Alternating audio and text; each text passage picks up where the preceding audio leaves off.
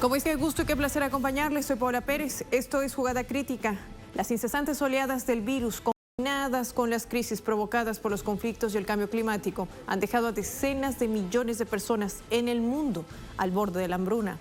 Y es que el cambio climático es un multiplicador y potenciador feroz de desastres naturales y eventos extremos que dan como resultado mayores condiciones de hambre, pobreza, conflictos, migraciones e inclusive la muerte. El cambio climático hace que las sequías sean cada vez más severas y a medida que vaya en aumento la temperatura global, irá peor. Si no llueve, no hay cosechas. Y si no hay cosechas, las familias que dependen de ellas no pueden comer y, en resumen, sobrevivir.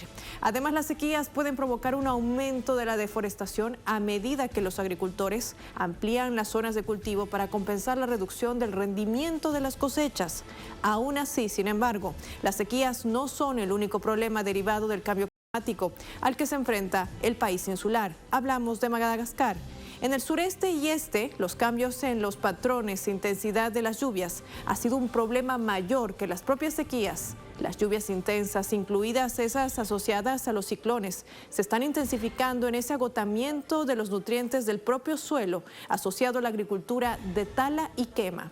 El cambio climático supone además una amenaza creciente para la consecución de los objetivos de desarrollo, pero no siempre se cuenta de manera sistemática en los planes de desarrollo y en el propio diseño de los proyectos.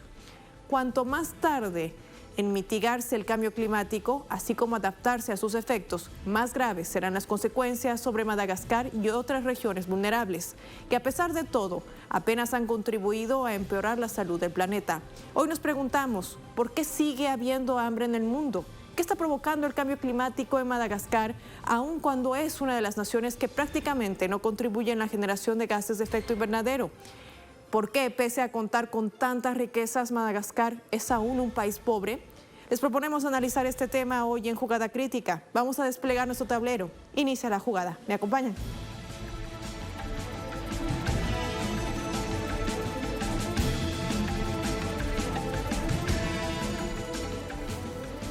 En Madagascar, niños y adultos mueren de hambre en medio de la indiferencia general. Según el programa de alimentos, 1.5 millones de personas necesitan ayuda alimentaria de manera urgente. De lo contrario, no van a sobrevivir. El país está al borde de la crisis humanitaria. Vamos a revisar por ello algunas reacciones. El presidente Rajoelina ha dado a los ministros metas a 3, 6, 12 y 18 meses para obtener resultados. Él quiere absolutamente que estos proyectos tengan un impacto real en la gente dentro de 18 meses. Debemos considerar los retrasos. En la construcción de carreteras, estamos hablando de un oleoducto, por lo que obviamente es un gran proyecto que comenzará en enero. Estamos realmente indefensos y como esqueletos. Ya ni siquiera podemos caminar. Podríamos habernos derrumbado con tan solo tropezarnos con una ramita. Mis hijos lloran. Ellos lloran tanto con todo su corazón, con toda su fuerza. Este ya se ha desmayado de tanto llorar. 5 niños y 3 mujeres murieron. Eso es lo que vi con mis propios ojos. Murieron de hambre. También nos toca comernos los zapatos. Los cocinamos si no ganamos dinero. Vamos a actualizar el panorama informativo desde ya. Enlazamos con nuestro corresponsal Oscar Epelde desde la República Democrática del Congo para que nos cuente los detalles, los pormenores y sobre todo las repercusiones. Hola, bienvenido. Buen día. Inseguridad alimentaria y hambruna causada por el cambio climático en Madagascar. La ONU estima que 30.000 personas están experimentando actualmente el nivel más alto de inseguridad alimentaria. La noticia recorre los medios y estos van construyendo el discurso en el que se va preparando la cumbre climática mundial de noviembre. La población de Madagascar no tiene culpa de los gases invernadero y se aportan estudios científicos que explican la sequía por el calentamiento de la tierra, la deforestación y la desertificación. Y también sobre el alto riesgo de pérdida de cosechas por falta de lluvia. 1,1 millón de habitantes de la isla necesitan ayuda alimentaria, pero necesitan también abordar la verdad de raíz. Grandes negocios globales son detonantes de la deforestación en Madagascar. Buena parte de la vainilla natural que se utiliza en la repostería y en algunos refrescos proviene de los bosques extintos de Madagascar. También la captura y la exportación de caviar, el tráfico de animales autóctonos como el lémur o la tortuga radiada y el tráfico de piedras preciosas como el zafiro han modificado la economía del país. Es uno de los más pobres del mundo, pese a sus riquezas.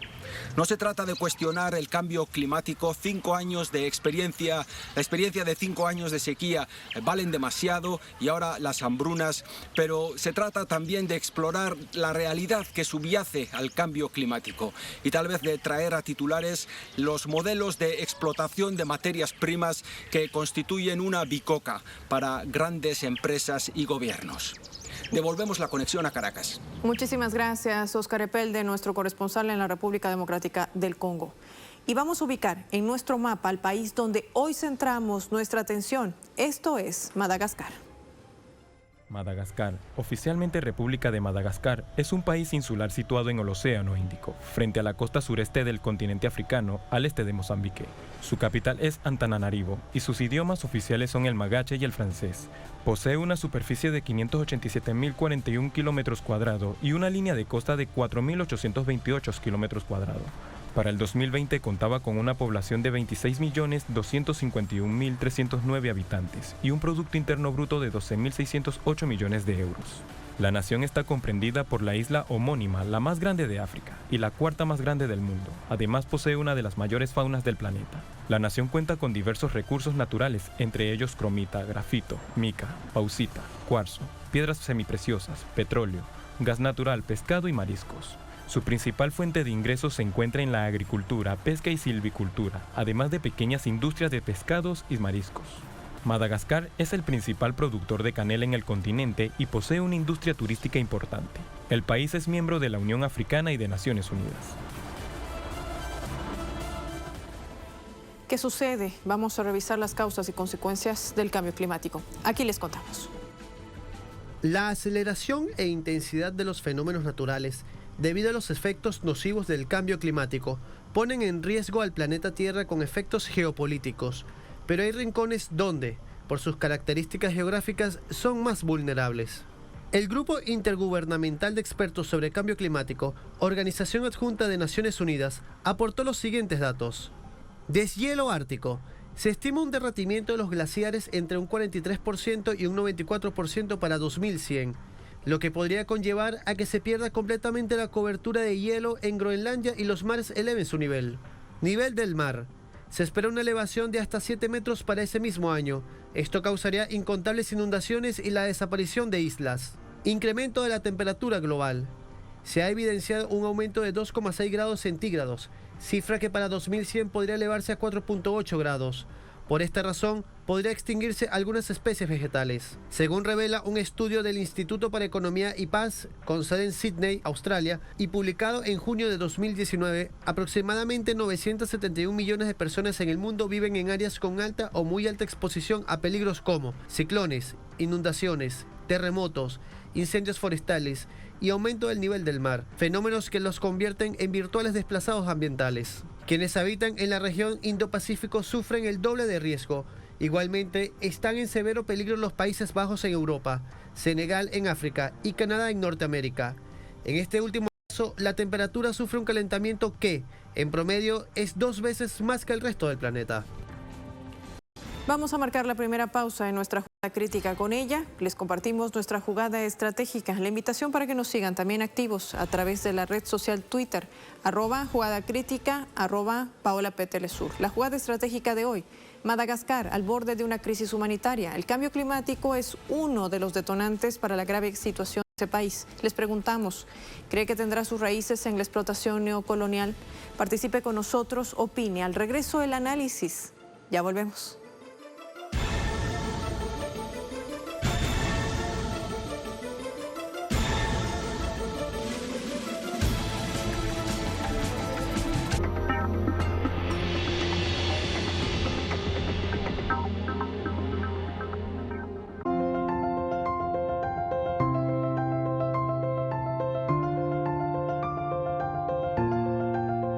porque Telesur siempre da más.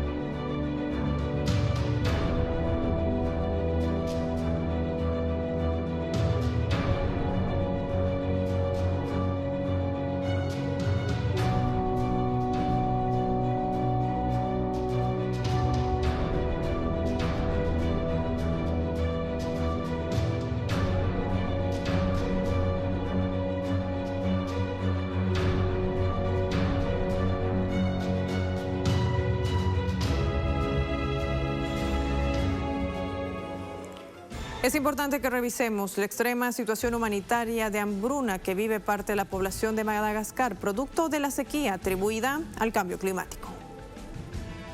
Madagascar, según los medios de comunicación, es un país de paisajes exóticos y una fauna inigualable perfecta para el turismo y la narrativa ficcional hollywoodense. Detrás de las luces y las bambalinas se esconde uno de los países más pobres, desiguales y violentos de la región africana. Su poca relevancia en el tablero de la geopolítica mundial la convierte en uno de los países más abandonados por la comunidad internacional y las diversas ONGs, pese al aumento de la pobreza y las enfermedades infecciosas. Según estimaciones de la ONU, el 50% de la población sufre de malnutrición crónica, lo que ubica a Madagascar en el cuarto país con la tasa de desnutrición más alta en el mundo.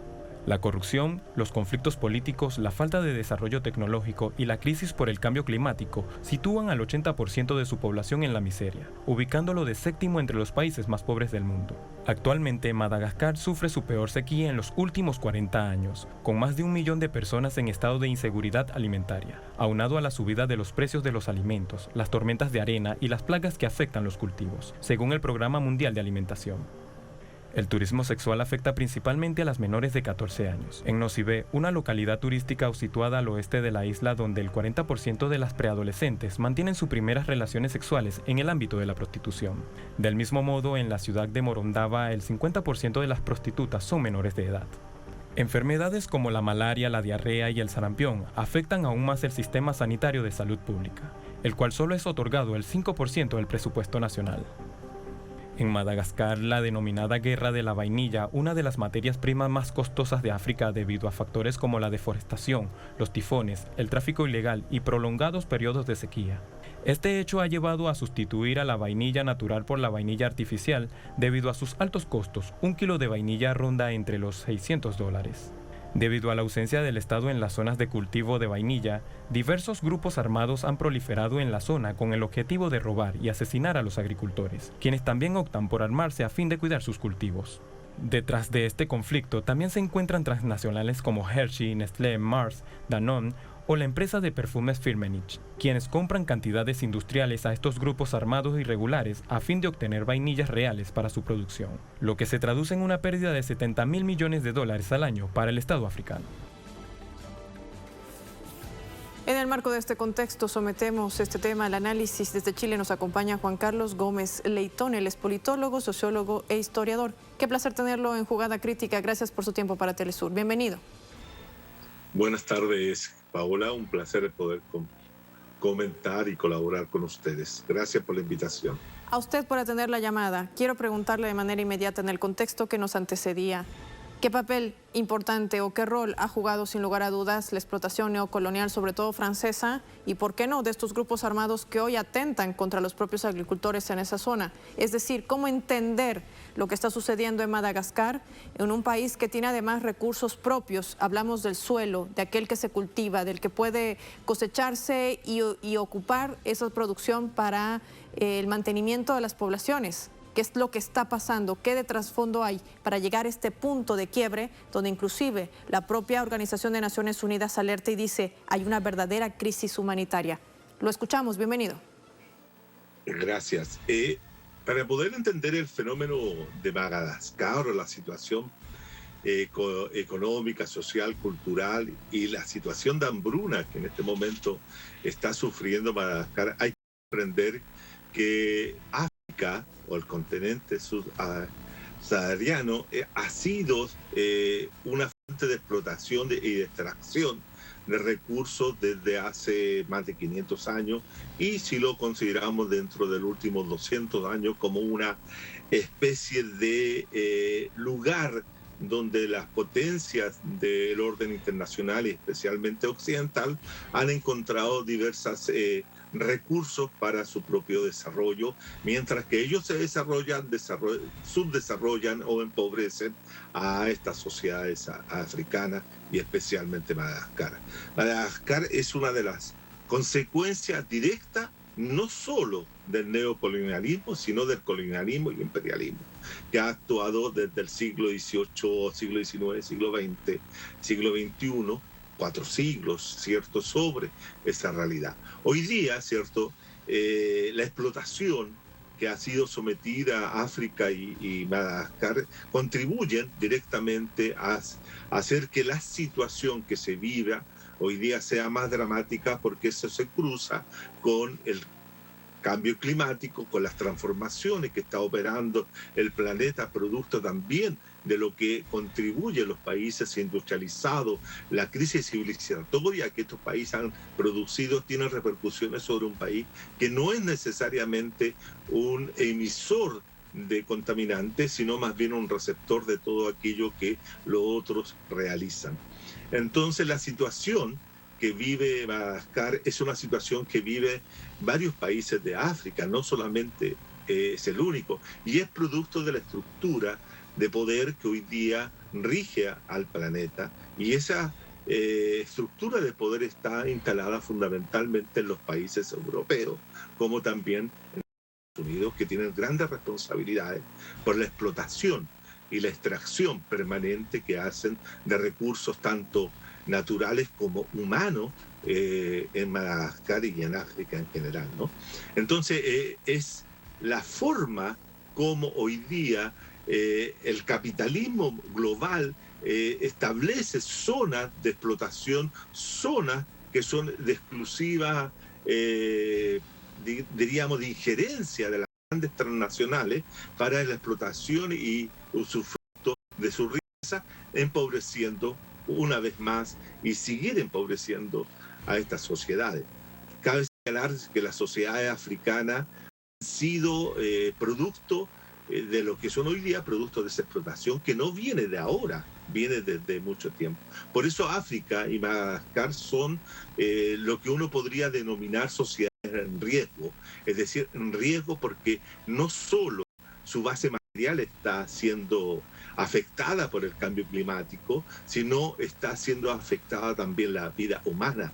Los datos que ustedes estaban entregando recién dan cuenta, ¿cierto?, de cómo la vida humana está siendo devastada en esta crisis alimentaria, en esta hambruna, donde las sociedades del mundo tampoco toman conciencia, tampoco toman una decisión real y efectiva de ayuda en esos países. No hay preocupación, diría yo, en ese aspecto. Hay organizaciones, por cierto, solidarias, algunas organizaciones no gubernamentales que actúan, que asisten, pero no es suficiente. No es suficiente, se necesita algo más. Se necesita una distribución, por decirlo así, de la riqueza a nivel global para que estos países que han sido sometidos a la pobreza, porque no son países pobres, eso es lo que hay que señalar, porque tienen recursos suficientes para poder tener un desarrollo adecuado, pero como son países dependientes, que tienen gobierno a su vez corrupto, que tienen estas bandas armadas de delincuentes que asaltan una y otra vez a los pobres campesinos y los privan de lo mínimo que tienen, ¿cierto?, donde el Estado o el gobierno están coluidos, ¿cierto?, es una cosa que es producto de la dominación que el capitalismo ejerce sobre ellos. Hay que tener en cuenta, Paola, de que estos países han sido calificados como estados fallidos, ¿cierto? En otro momento se dice que la democracia también es un Estado fallido, una situación fallida. Es decir, en consideración de como que si los problemas que tienen los africanos y la gente de Madagascar sea producto de su propia ineficiencia o de su propia incapacidad de resolver aquellos problemas. No. Los problemas que tiene en Madagascar, como en otros lugares, es producto de la explotación, del extractivismo que ejercen sobre ellos los países del primer mundo, por llamarlo de alguna forma, o los países del capitalismo central. Ya hace mucho tiempo, Immanuel Wallenstein, ¿cierto?, señaló cómo estos países que constituyen la periferia del sistema mundo, ¿cierto?, están siendo explotados, destruidos por la explotación capitalista central. Pero también no hacemos mucho por ellos, ¿no? Tampoco nos preocupamos mucho. Claro, nos aparece la situación y nos volvemos preocupantes de ello, pero prontamente nos vamos olvidando y van quedando en el olvido, van quedando tras otras noticias, otras situaciones, otros procesos que se van dando en la sociedad mundial, y esto va quedando allí. Y de pronto, ¿cierto?, vuelven a aparecer.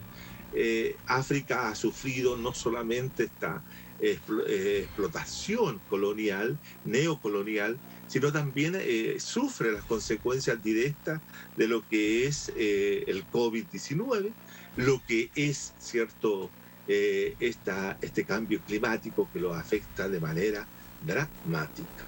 Entonces, en ese sentido, la combinación de factores, tanto endógenos como exógenos, a la sociedad de Madagascar provoca esta situación de crisis humanitaria que contemplamos hoy día, donde los niños y niñas, por ejemplo, tienen que alimentarse de langostas, de bichos, para poder tener una alimentación una vez al día. Eso es dramático. ¿Qué es lo que hacemos? La pregunta es: ¿qué es lo que hacemos? ¿Qué es lo que hace la comunidad internacional frente a aquello?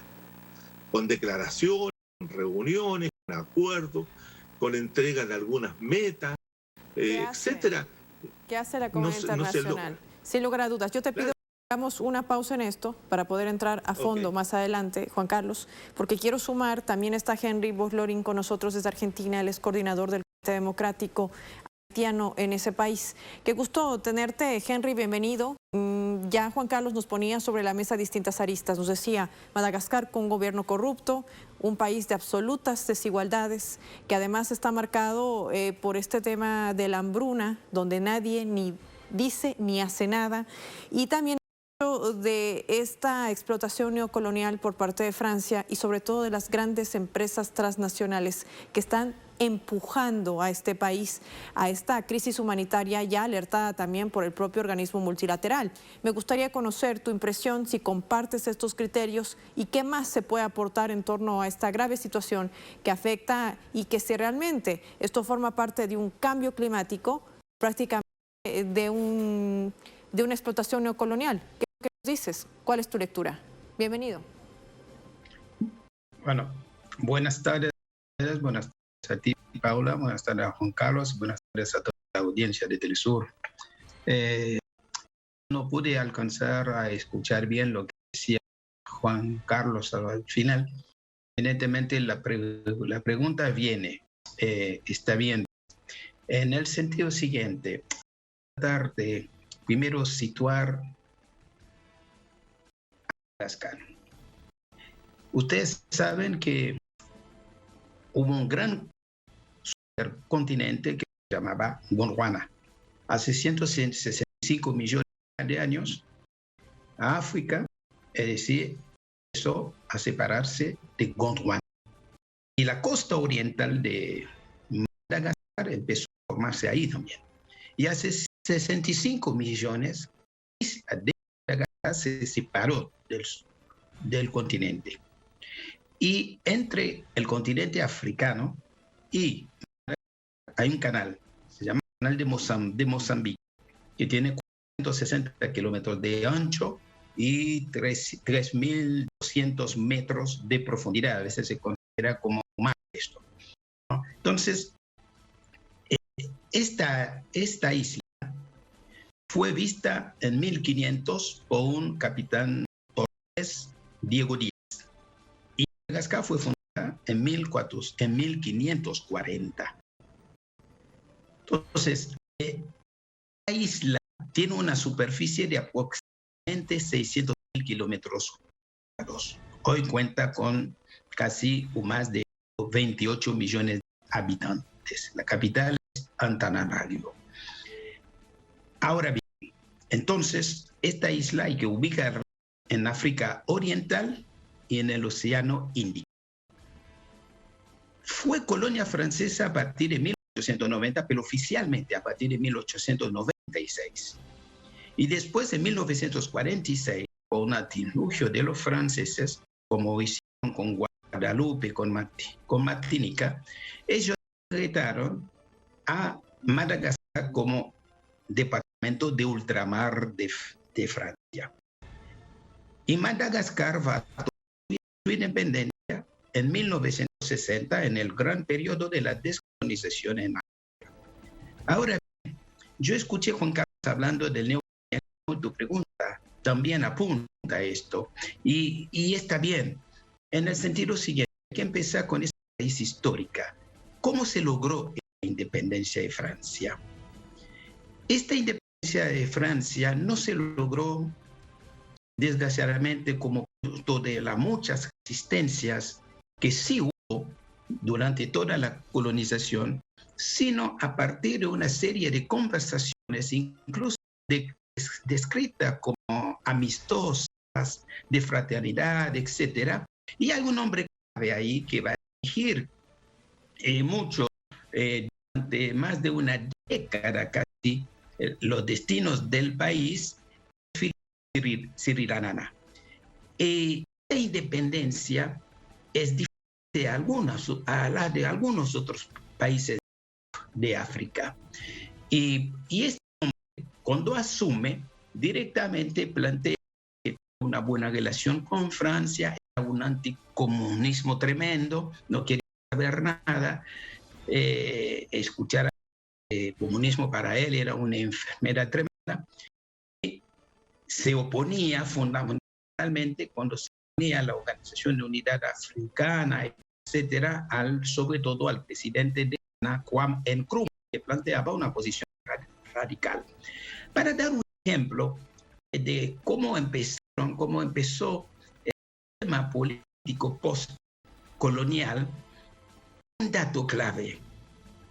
Todos los países prácticamente de África habían asumido una posición radical con respecto a Sudáfrica en aquel momento, donde predominaba la política o el régimen apartheid.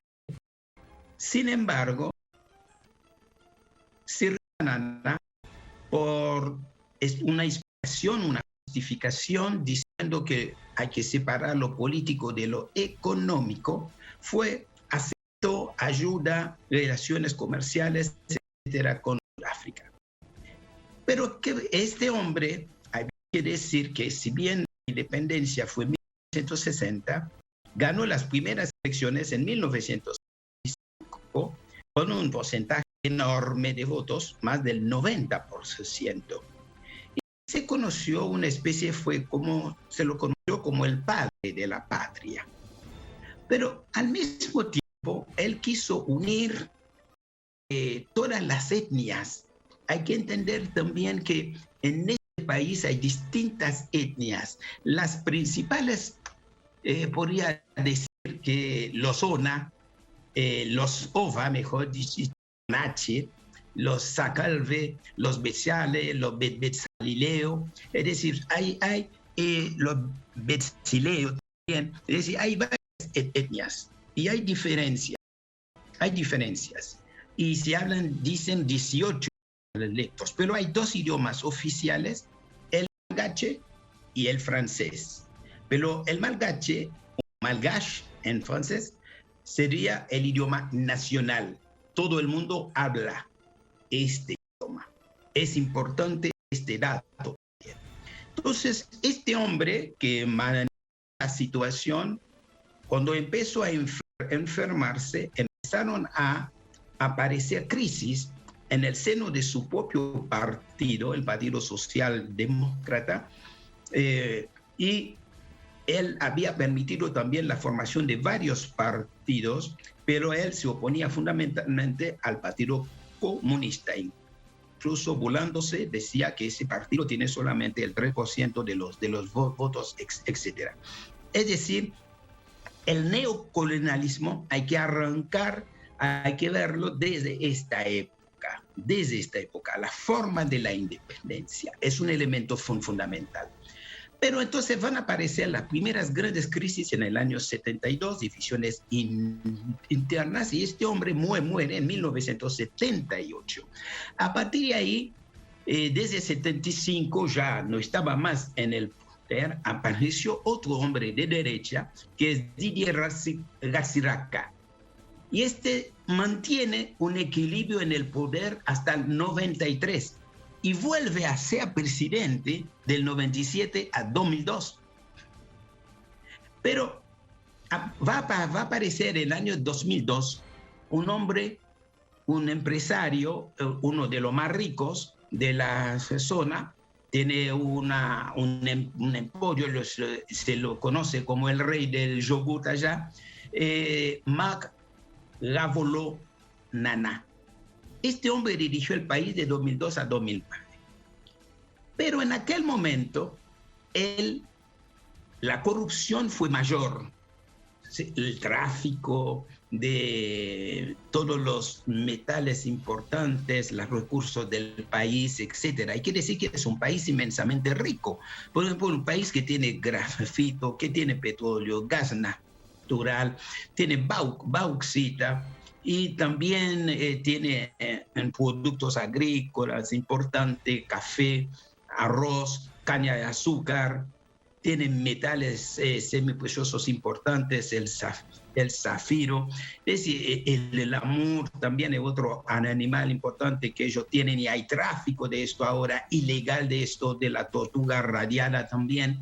Entonces hay toda una serie de cosas que no explican de por sí la gran pobreza y lo que dice la ONU con respecto a esto, poniendo todo como si fuera producto de la inestabilidad política y de las crisis derivadas de la deterioración de medio ambiente. Y es cierto que en Madagascar ahora uno puede ver realmente que hay contaminación del aire, hay una degradación de las costas, una contaminación del agua, una deforestación enorme. Pero, ¿por qué? Porque esta deforestación, por ejemplo, es para el gran negocio de maderas. Y esto no es culpa del pueblo. Ellos quieren atribuir eso al pueblo. Entonces, esta pérdida, todas esas cosas llevan a una pérdida de la biodiversidad y provoca también problemas medioambientales importantísimos. Ahora, para hacer frente a esta crisis, las políticas neoliberales aparecieron también ahí, se impusieron también bajo la batuta de Francia y también de Estados Unidos. Hubo un ligero repunte económico entre 2003 y 2008, pero que fue a favor de los ricos nada más, porque el pueblo no sintió nada. Hoy estamos hablando de más de 500.000 niños amenazados, hackeados por el hambre. Y hay 110.000 niños que están afectados directamente por una hambruna severa. Entonces estamos en presencia de una crisis humanitaria tremenda. Entonces digo yo que nosotros no podemos ver el tema del medio ambiente nada más, por eso viene bien la pregunta, sino el neocolonialismo. Un neocolonialismo que se manifiesta, por ejemplo, con la cantidad de empresas que aprovechan la creación de zonas francas. Los jeans, los shorts, etcétera, están siendo fabricados ahí. Entonces, con salarios de hambre. Un la mayoría de la población vive con menos de €1,60. Las leyes laborales prácticamente no existen. No existen. Hay un ejemplo, yo me acuerdo que leí esto alguna vez que realmente fue sorprendente. Una empleada, una obrera, se enfermó. Como indemnización le dieron 200.000 ayari, que es la moneda de Madagascar. Pero eso significa 70 euros. Entonces, es un desastre. Es el epítome realmente del fracaso del neocolonialismo. Así es. Y un neocolonialismo que hay que entender, afortunadamente también, hay fuerte resistencia. Y este hombre que perdió el poder en el 2009 fue reemplazado por el exintendente de la capital, Antananarivo, Andry Rajoelina. Andry Rajoelina. Este hombre también es otro empresario grande, ¿no? Que incluso que dirige el país hasta hoy, y hay una especie de transición que tendría que ser provisoria, pero que dura. Incluso tiene un nombre casi que hace reír, se llama Alta Autoridad de Transición. Sin lugar a dudas, lo que nos plantea Henry Boys-Lorin forma parte también de la terrible crisis que atraviesa Madagascar en medio de la hambruna, de la situación política y pese a la riqueza también de la presencia de bandas criminales que amedrentan a los agricultores, a quienes cultivan la tierra, y que esos recursos deberían ser generados en pro de sus habitantes. Vamos a agradecer también a Juan Carlos Gómez Leitón por haber participado en esta primera etapa de análisis aquí en Jugada Crítica. Gracias a ambos por su tiempo para Telesur. Vamos a marcar con ello una nueva pausa en el programa y les reiteramos nuestra jugada estratégica. Ustedes también pueden participar con nosotros para vertir su opinión y su criterio. Jugada estratégica de hoy: Madagascar al borde de una crisis humanitaria. El cambio climático es uno de los detonantes para la grave situación de ese país. Les preguntamos, ¿cree que tendrá sus raíces en la explotación neocolonial? Ya nuestros analistas decían, ese es el fracaso del neocolonialismo francés que data desde años atrás. Es importante también revisar la historia para poder tener bien claro el panorama en la actualidad. Marcamos una pausa al regreso al análisis con esa visión estratégica y geopolítica. Ya volvemos.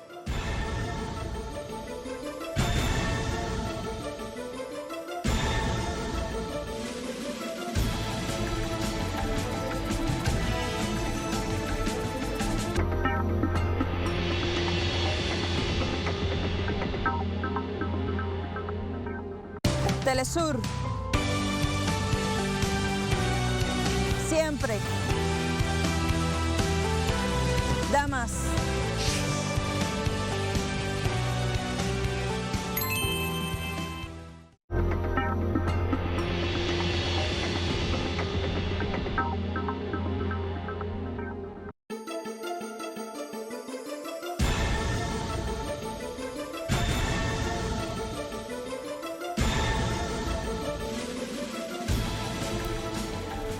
Vamos a ubicar a Madagascar en el tablero geopolítico mundial.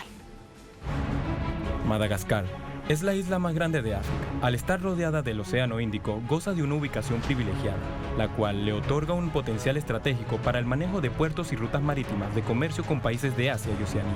A esto se suman los valiosos recursos que alberga su subsuelo como cromita, grafito, mica, bauxita, cuarzo, piedras semipreciosas, petróleo y gas. Sin embargo, esta riqueza natural ha hecho al país insular ser víctima de las transnacionales que por décadas se han encargado de expoliar y sobreexplotar sus recursos, al punto de que se ha desencadenado una degradación del subsuelo irreversible. De acuerdo con un informe de la Global Forest Watch, entre 2001 y 2017, Madagascar perdió 3,27 millones de hectáreas de superficie forestal, equivalente a una disminución del 19%.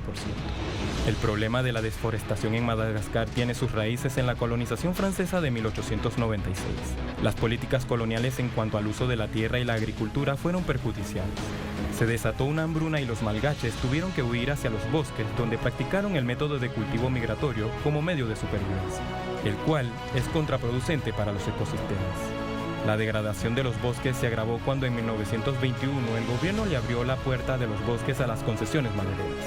Muchas tierras se arruinaron pues se violaron los permisos. Entre tanto, la tala ilegal fue ignorada por las autoridades.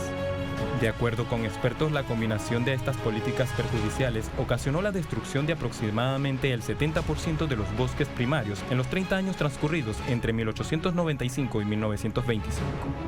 En la actualidad solo se conserva un 10%.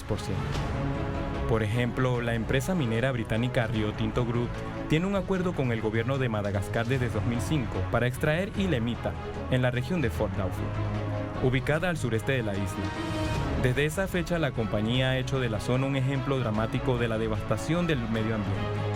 La crisis humanitaria que presenta Madagascar hoy también tiene sus raíces en la explotación neocolonial por parte de las transnacionales de alimentos exóticos y perfumes.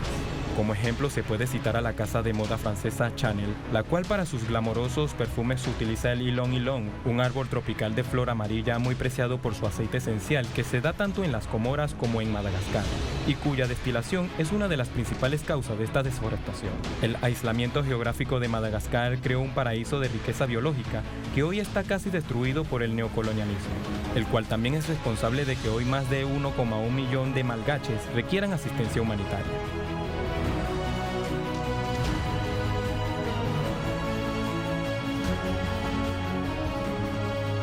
Seguimos con el análisis. Rosa Moro, miembro de UMOYA, que es la Federación de Comités de Solidaridad con África Negra, miembro de ALFAI, de Trabajo de África, nos acompaña en vivo. Qué gusto tenerla, Rosa, con nosotros. Gracias por su tiempo para Telesur. Un gusto haber sido invitada. Rosa, me gustaría que nos puedas ayudar para esta lectura geopolítica y poder entender cómo, si hemos visto en este contexto un país tan rico, pero la presencia de estas empresas transnacionales están haciendo retroceder, si vale el término, a la población que naturalmente habita en ese país, con un gobierno que ha decidido ceder toda esa dominación a las grandes potencias. Y con esto también lo que viene más ya para los próximos meses en esta cumbre del cambio climático. ¿Escucharemos voces que den resultados realmente verdaderos o simplemente será algo más sobre el tintero? ¿Qué nos dices? Tu lectura. Bienvenida. Bueno, supongo que mis compañeros antes habrán hablado de las raíces de todo esto. La situación de Madagascar y su presidente Andry Rajoelina no tienen nada peor ni mejor que los demás presidentes de la África subsahariana. Es como su papel en este sistema económico capitalista global es el de abastecedores de materias primas a toda costa. Si ellos quisieran beneficiar al pueblo, serían asesinados o como poco derrocados. Entonces, el problema es el sistema económico global, efectivamente. También hay que decir que Madagascar, a pesar de la alarma, que es cierto que hay 1,5 millón probablemente ya de personas en riesgo de hambruna, esta situación está en el sur de la isla. Madagascar es mucho más grande que la península ibérica donde yo vivo. Somos 2 países grandes. En el norte y hasta cerca de esta zona desértica que es el sur de la isla, es donde está el desierto creciendo por la degradación climática y medioambiental, pues en el norte hay unos campos de golf súper famosos y de lujo, a donde no falta nunca el agua, las grandes piscinas y, quiero decir, hay hoteles de 5 estrellas a mansalva en todo Madagascar de gente disfrutando de un sitio paradisíaco, gente occidental, por supuesto. Y lo de la venta de sus tierras y sus materias primas mal vendidas no es a las grandes potencias, sino a las grandes corporaciones para las que trabajan estas potencias y los organismos internacionales. Para el futuro yo lo que veo, pues lo que pasa con todas las hambrunas en el sur en el África subsahariana. Mira, yo investigué en 2014-2015 para un dossier sobre grandes compañías de agroalimentación y observando la hambruna de 2011 de Etiopía, donde también había millones de personas a un paso, a un día de morir de hambre, por la sequía también, se decía es la peor en 60 años. Quiero decir, el cambio climático no ha llegado este año, sino los focos sobre el cambio climático. El cambio climático lleva muchos años provocando desertificación, sequías, inundaciones y sufrimiento humano innecesario. ¿Qué pasó en Etiopía? Pues que con millones de personas al borde de la hambruna, la ONU pidió, yo que sé, 80 millones de dólares. Oxfam logró recaudar, llamando al corazón de la buena gente, pues otros, yo que sé, 20 millones. Muchos millones de dólares se recaudaron en el mundo para ayudar a la hambruna de aquel momento, 2011. ¿Cómo se solucionó esa hambruna? Para cuestionar cómo funcionamos, pues Glencore, una gran compañía de agroalimentos, había comprado desde 2009 en adelante, 2008 en adelante, todo el grano del mundo. El trigo, todo el staple, que se llama el grano básico de la alimentación de África, lo había comprado todo la compañía suiza que cotiza en bolsa en Suiza, Glencore. ¿Qué pasa? Que esos 80 millones, esos otros 20, esos otros poquitos millones de todas las organizaciones que apelaron a la gente de buen corazón y se vaciaron su bolsillo, fueron a Glencore, porque a ellos compraron el trigo para ayudar a los etíopes. Esto es la manera que tenemos de solucionar las hambrunas y no es solución. Esto está como haciendo de agente para que las grandes compañías, sobre todo de alimentos, ¿quién fabrica las bolsitas de alimento para los niños en desnutrición? Pues Nestlé, Glencore, Unilever, etcétera. Ellos son los que hacen el gran negocio con las hambrunas. Está en las grandes agencias en las que debemos confiar los ciudadanos, porque si no, ¿en quién vamos a confiar? La ONU, el Programa Mundial de Alimentos, etcétera. En ellos romper esta espiral de absoluta perversión, grandes compañías sobreexplotando países como Madagascar para extraer sus recursos, especulando con la alimentación de las personas del mundo y luego haciéndose rico porque cuando se va a ayudar a esa gente que ha quedado en la absoluta miseria, pues les compramos a ellos los alimentos. ¿Dónde estaría la solución? Pues lógicamente en cambiar el sistema de producción y de económico. Cambiando el sistema de producción y economía, pero cuando estamos apelando a confiar dentro de este organismo multilateral, la Organización de Naciones Unidas, a través de su Programa Mundial de Alimentos, cuando vemos también en conflictos, esta vez de guerra, que es otro de los factores también predominantes para que haya tantos niños en hambruna en el mundo, es otro de los factores también, como el cambio climático, que es otro de los factores que se implementan en estas situaciones. ¿Cómo confiar en un organismo donde hay denuncias de que no hay un verdadero equilibrio, que se inclina a favor de unos y en contra de otros? ¿Habrá una respuesta eficaz? La pregunta sobre la mesa en torno al cambio climático, esta cumbre que se va a desarrollar en los próximos meses, donde los líderes dan su mensaje al mundo de todas las implementaciones sistemáticas que van a realizar para reducir los efectos de gases invernadero. Madagascar no los produce, sin embargo está fuertemente golpeada. Esto se debe a la presencia de estas multinacionales, de estas empresas que siguen explotando los recursos. ¿Hasta qué punto va a llegar esta situación a Madagascar? Es decir, ¿realmente habrá una verdadera crisis? Porque sí es cierto, hay dos visiones, dos Madagascares distintos, pero eso muestra la desigualdad de ese país. Bueno, la desigualdad del mundo, porque no hay malgaches en los grandes hoteles Carlton de Antananarivo o el norte, son occidentales, las élites ricas, riquísimas del mundo. Con respecto a lo del cambio climático, mira, no es solo Madagascar, efectivamente está sufriendo los efectos del cambio climático sin haber producido